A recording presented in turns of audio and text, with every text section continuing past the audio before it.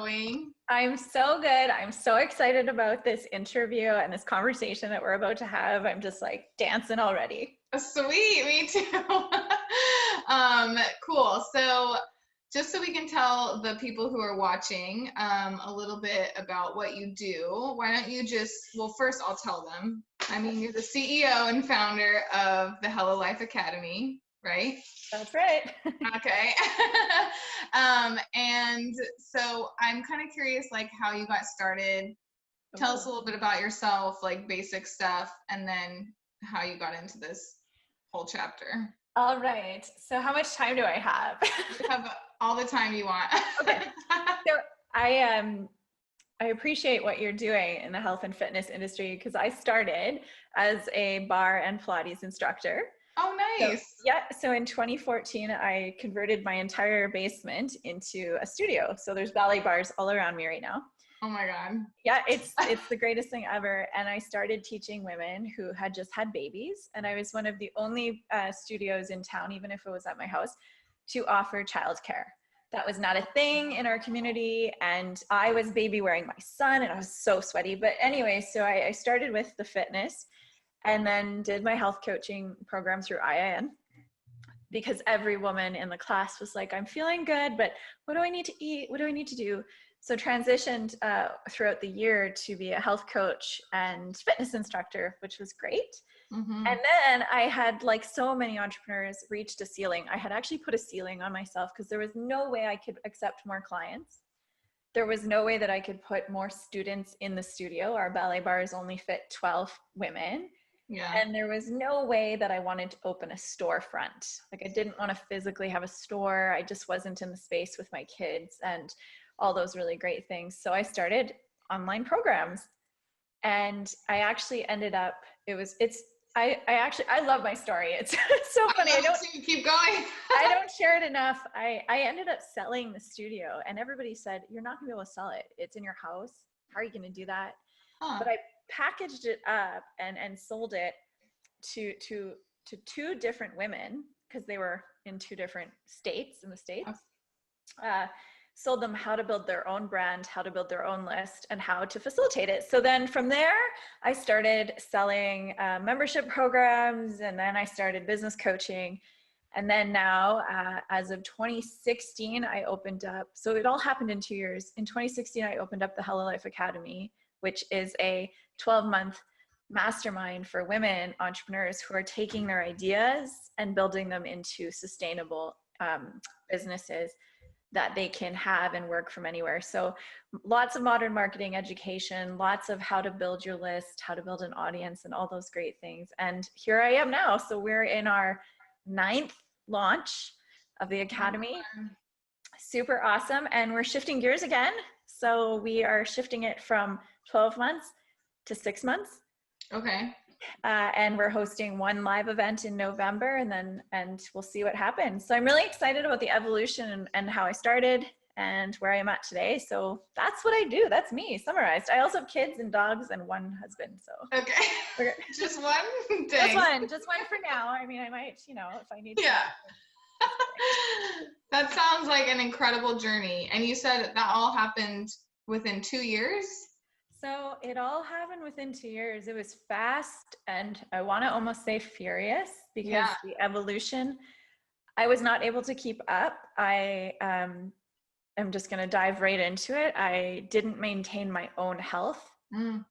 I stopped working out. I was teaching 12 classes a day. And as I transitioned, I couldn't do that anymore. So I kind of let my own health go, which sucked. It really did, like flat out sucked.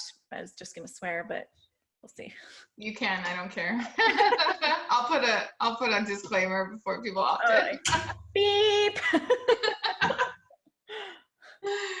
Wow. Well, that's pretty crazy. I mean, congratulations to you for the growth and the success and everything. So, I mean, that sounds like you definitely have a history of following your intuition and your passion, which I was just thinking about this before we started talking, how amazing it is that when women actually start to pursue something that they're very passionate about, how many other passions they discover in that that they would have never known about had they not just started with the one. That's kind of what I'm experiencing myself right now, and it's like so fun. It's once you put those running shoes on and you start stepping, you want to run, and things literally start just presenting themselves, and that's where you don't even have to have, honestly, the greatest mindset or the greatest business model, but if you can trust that this first step that I take is going to put me on the right path, you're golden. You're so good. And I love that you just said that. So it's awesome. Cool. Yay. Okay, so let's dive in a little bit more. So for me, like personally, I'm sure you've heard this now being in this space for a while, but like, I think a lot of times women struggle with stepping into this new journey, and like really trying to create a life that they want because they're scared, and also because they don't know what their why is. Mm-hmm. So when you got started, and even now, like, how would you describe your why? Like, what was the reason that actually got you into this? Yeah, it's not emotional, but it's a little bit, it just, whenever you think about why you started, you go back and you're like, oh my gosh, I had, so in Canada, you get a year off on maternity leave. What? Yeah, I know. It's like, how sad is that? So, I did not know that. That's crazy. It's pretty sweet. Honestly, I think it might have even changed. It's been 5 years since I've had my son. It might be 18 months now. Holy crap. The caveat to that is you really don't make any money. You get a little bit of money, but not enough to live. And I was staring at these two little people that I gave birth to, and I was like, I don't have any money. I'm not going to be able to even go to the park and like buy a bottle of water if I needed to. I'm not going to have an income, and I don't share money with my partner. So I started to feel weak, insecure. I just didn't know what I was going to do. So I decided right then and there, I'm doing it. So I actually borrowed money from my partner to put all of this in the space. And then it just evolved. But my why, I know that most moms would say this, are those two little humans. But as that evolved, the bigger why is me. I just wasn't sure about myself. And I had gone to school, I did the university thing, got an office job, worked oil and gas. And I was like, what is going on? Who am I? What is my purpose? And people kept telling me at work, this like blows my mind, but they were like, you need to stop being so social. You're too social. And I was like, really, you might fire me because I'm social? What? I actually did get fired at one job for being social. But yeah, everything ends up exactly how it should and better. But my biggest why is me. It's me. I want to live a life where I wake up and I get to serve people and I get to do what I love and I get to have this energy that I never had before. So that's my way. That's awesome. And you know what? I would assume that new energy and like that spark that you've discovered in yourself now influences and has an impact on your two little ones. Oh yeah. And everyone else around you, your business and everything. So that's incredible. Love that. Thank you. It's been fun. Cool. So I know obviously it's really interesting that you come from a background of health and fitness, and then along the way, you kind of lost that as you were embarking on a new journey, which I think is very easy to do. And I often tell my clients, like, you really can't really pursue more than one goal at one time, I feel like. It's true, yeah. Yeah. And so part of the reason I'm doing this summit is, one, I want women to pursue the passions that they have, career-wise, just hobby-wise, whatever it is. Yep. But part of that is being able to maintain their mental and emotional and physical health. So what would your advice be when it comes to either prioritizing health or balancing it when you're pursuing a dream? How does that work for you? Yeah, I'm just super excited of the timing of this whole summit and this interview, because I literally just started working out again 2 weeks ago. Oh my God, congratulations. Thank you. I was so sick and tired of hearing myself say, I'm tired, I'm tired, I'm tired. I was like, gosh, like you must be so annoying to other people if you're annoying yourself. Like that's how it is.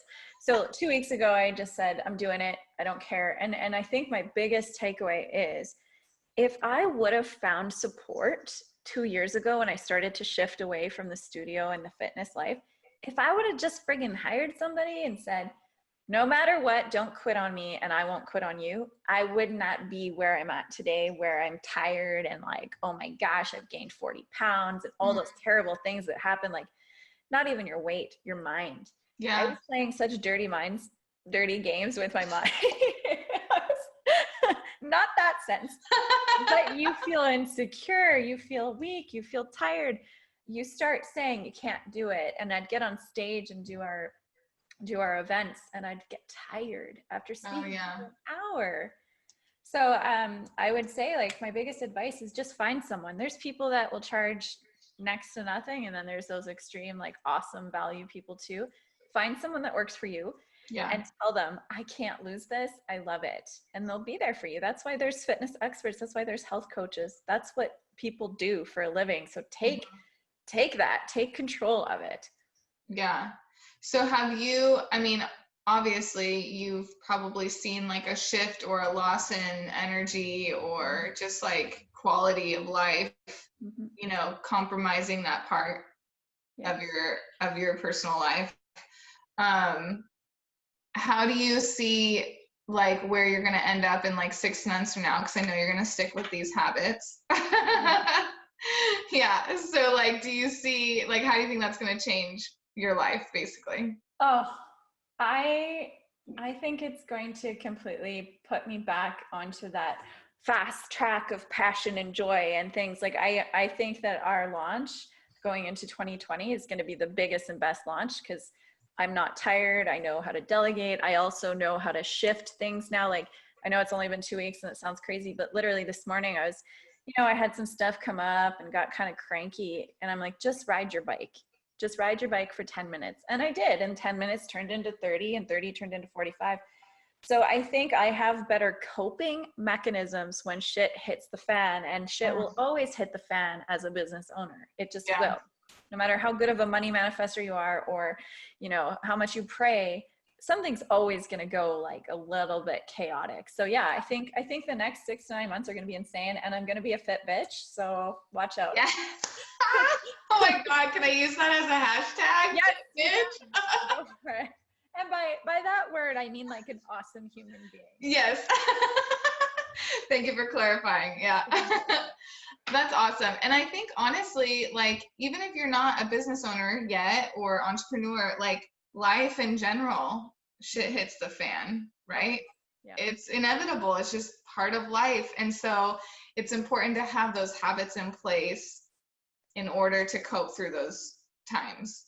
Yeah. And I just have to add too, like, this is being so honest, but one of my coping mechanisms over the last 2 years was, hey girl, I'm just like so cranky. Can we go for a glass of wine? Yeah.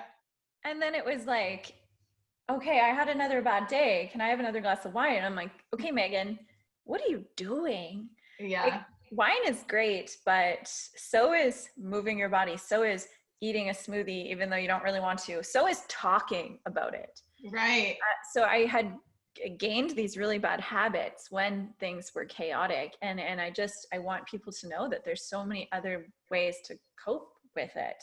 Yeah. Find it.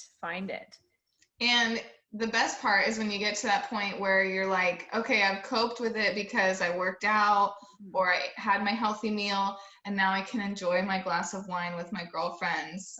Yeah. It's not an unhealthy habit.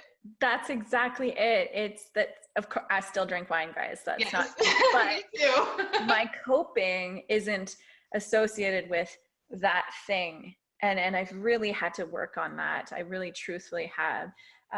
But before, I don't know if you've experienced this, probably, I used to be pretty obsessed with exercise too.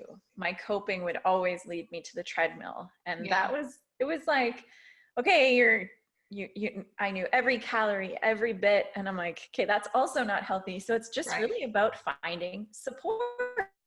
Yeah. I think we're frozen a little bit. Oh, there you are. So like someone like you, hey, I need support. Can you support me? Yes, I can. Yep. The support, and then that leads to balance and like understanding when you're going too far in either direction, you know? That's right. Yeah. Yeah. So amazing. Thank you for sharing that. That was, I mean, I can tell you were saying that's pretty personal. So, I mean, that's real though. And that's what people want to hear. That's what people are going through. So, well, and I think that there's a lot of like, it's always a joke about the wine online right now, like, oh, just wine or rosé all day. And I love that. I think it's great marketing. Yeah. But I think more people just have to say, if you're coping with your rosé, we've got some problems. Like I can't drive my kids to their activities if I've had a bad call and I used rosé to cover it. So yeah, totally. Truth. Yeah, 100% truth. So the other part of this, well, obviously we've talked about how this is for women who want to pursue their passion, also get healthy, all of the things, just living a better life. So for the woman who's watching, who hasn't taken the step into that scary place of just starting, what would you say to her right now? Oh, this is a big question. You know what? I would go back to the support, just like in their health. It find somebody who can listen to you, but also find that person that's going to push you, not off the ledge, but push you. Just push you. And then, there are so many free resources. Use them. Like the summit, the freebies, the books, go to the library. So find something that resonates with you and know your why. Because if you don't know your why, and if you're not quite sure if it's like, oh, I just want to do this because it looks super cool, you're not going to lace up your shoes. It has to be a deep reason. Yeah. I think what I say, and this is kind of something that I feel like I've studied it over the last few years, it has to be 80%, I need this to work. 20%, I want to make this work. And then once you get to that point, because you need to feed your kids, you need to go, like there's things that are non-negotiable. Once you start doing that, there's going to be a shift. 20% I need, 80% I friggin' love this. That, I have not heard that. That's really powerful. I think so. And that's like exactly what's happened to me. So that's crazy. Yeah, I love that. And it's amazing how like people have to, it's not amazing. It's kind of a shame, honestly, that people have to wait to get to that point where it's like, it's almost do or die. Yeah. I see it as a health and fitness coach all the time. Like people wait until they're literally in a hospital bed before they start making these changes that they've known for so long they need to make. It's the same thing with like pursuing your dream. Like you're literally dying inside. If you're not doing that. Oh, there's so many good hashtags during this conversation. It's crazy. I just love that you said that because it's so true. It's like, if you're already drowning, it's really hard to save you. So like do it when you're on the shore, do it when you have these visions. And it's the same for health. Like I said, I was so sick and tired of hearing myself complain about how unhealthy I was that I don't want to wait. I don't want to wait till I have diabetes or have anything or can't climb a mountain with my kids. Like I was having a hard time golfing with them. It's like, yeah, man, it's hard work, that rotation. I realized, just like you're saying, don't wait, because it's gonna, I know it sounds extreme, but it's going to kill you, pieces of you, and you need those pieces. Yes, and your kids need those pieces, and your partner needs those pieces. Yes. All the things. Awesome. Oh my God. Thank you so much, Megan. So, I mean, obviously I want people to check you out. Your story is incredible. I'm sure. Check her out. So where can they like get to know you better if they're on social media? If they're not, where can we find you? Yeah. So we run with the Hello Life Academy hashtag everywhere. So primarily on Instagram. But you can find me on LinkedIn with that. You can find me on the website, hellolifeacademy.com. We have so many free resources on the website. Even if you don't have to spend $1, get the free resources. We always have pop-up groups on Facebook to teach women about modern marketing and moving their things forward. And yeah, find me on Facebook, Megan Lockhart, anywhere. I feel like I'm all the places. You're all over it, yeah. I love Life Academy, yeah. Cool. So would a woman who's just starting her business be a good fit for you and you're like to check you out in your groups and everything? Absolutely. We work primarily with people who are on the shore looking at their idea, and they're like, I'm either going to leave it and not pursue it, or I'm diving in and I'm getting the support and I know you're going to help me. So we love women who work with their ideas, and it's a journey. Like, it's a fun journey, and it truly fills my heart to do what I do. Awesome. Cool. Well, I'm excited for people to get to know you better. Thank you again for being on this summit and sharing all this info. Yeah. April, thank you so much for having me. I loved this. I loved our conversation. I'm so pumped about this summit. I can't wait to watch all the other speakers. Yes, they're all going to be incredible. So thank you. Have a good day. Bye.